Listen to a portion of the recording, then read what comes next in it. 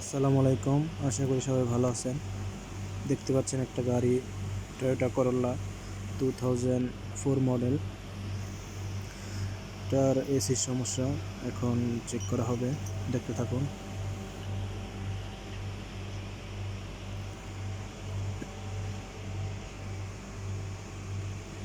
Already metre লাগানো হয়েছে, এখন প্রেসার দেওয়া হবে।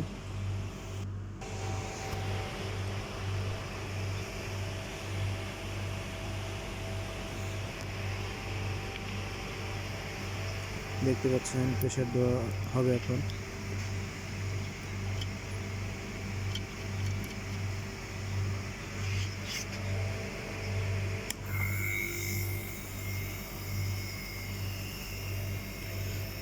প্রেসারটা দিতে হবে 250, অন্য 250।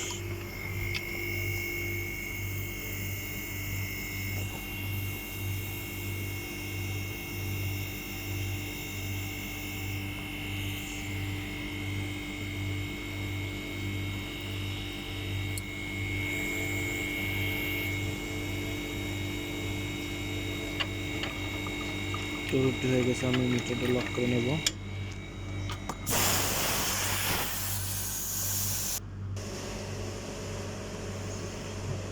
চেক করার পরে সমস্যা পাওয়া গেছে, এই পাইপটা লিক, এই পাইপটা রিপেয়ারিং করতে হবে।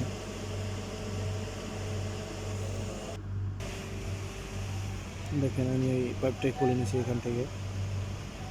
কম্প্রেসারের যে ডিসচার্জ পাইপটা আছে এটা লিক।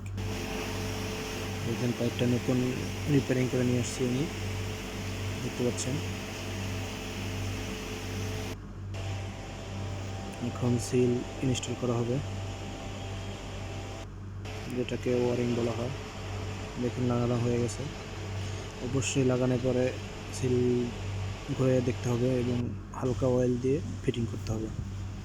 আমি পাইপটা অলরেডি ফিটিং করে নিয়েছি, দেখতে পাচ্ছেন।